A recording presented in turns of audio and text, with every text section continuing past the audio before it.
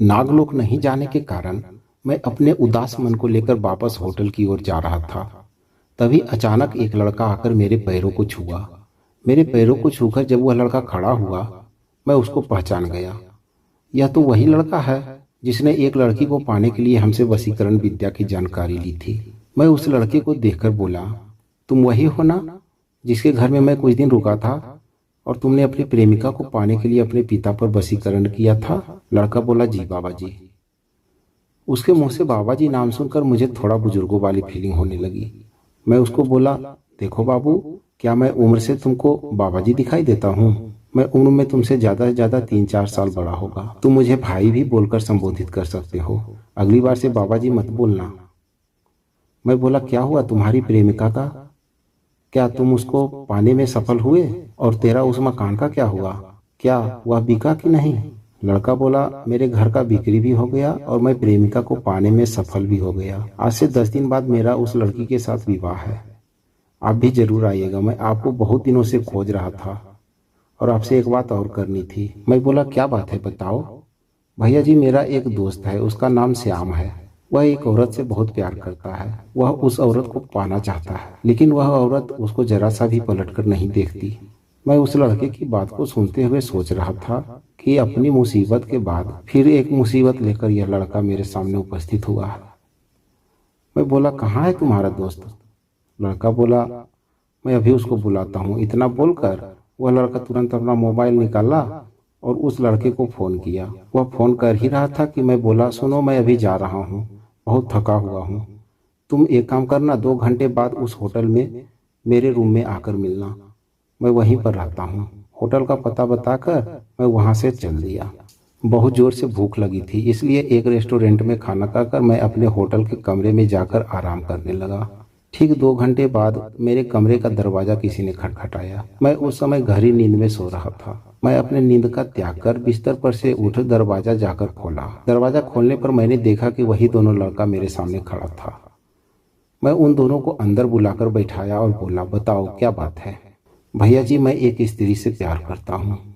मैं उसे पाना चाहता हूँ, लेकिन वो मेरी तरफ जरा सा भी ध्यान नहीं देती। मैं बोला, कौन है वह स्त्री जिससे तुम प्यार करते हो? श्याम बोला, वह मेरे पड़ोस में रहती है। मैं बोला, तुम औरत बार बार बोल रहे हो, क्या वह शादीशुदा है? श्याम बोला, जी भैया जी, वह शादीशुदा है।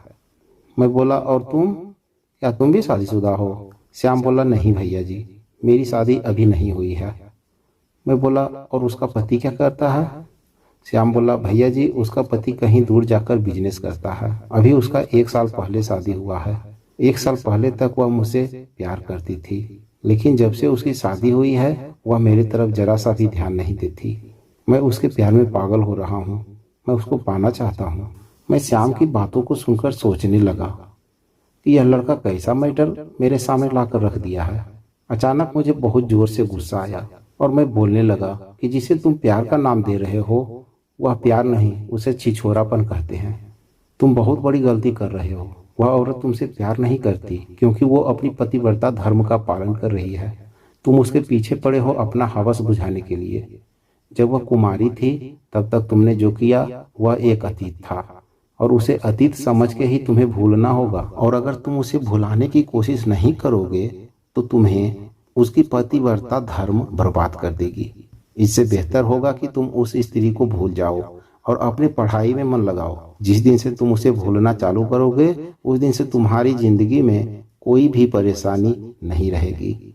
अगर प्यार दोनों तरफ से होता तो मैं तुम्हारी कुछ मदद करता। अगर वह स्त्री शादीशुदा नहीं होती तो तुम्हें उस स्त्री का प्यार पाने में खुलकर सहयोग करता। इस प्रकार का प्यार दिलाना किसी भी साधक के बस की बात नहीं है। कोई भी नहीं दिला सकता उस स्त्री का प्यार जो अपने पति के लिए समर्पित है। तुम अपने मनसा को अभी से बदलना शुरू कर दो, नहीं तो ईश्वर द्वारा दंडित किए जाओगे। ईश्वर तुम्हें कभी माफ नहीं करेंगे। श्याम बोला, भैया जी, पर उसकी दुख को देखकर मैं बर्दाश्त नहीं कर सकता। वो बहुत ही गरीबी में जी रही है। उसका पति 1 साल से घर वापस नहीं आया। उसका पति उससे बात करने को भी राजी नहीं होता। मैं बोला, चाहे जो भी हो, वह स्त्री अपनी पतिव्रता धर्म निभा रही है। मत जाना उस पतिव्रता नारी के पास, वरना जल जाओगे। मैं उन दोनों लड़के को बोला, अब तुम लोग जाओ। वैसे ऐसी परेशानियों को लेकर मेरे सामने मत आना। वह दोनों हमें प्रणाम कर वहां से चला गया। मैं अपने कमरे का दरवाजा बंद करके बिस्तर पर सोने का प्रयास करने लगा।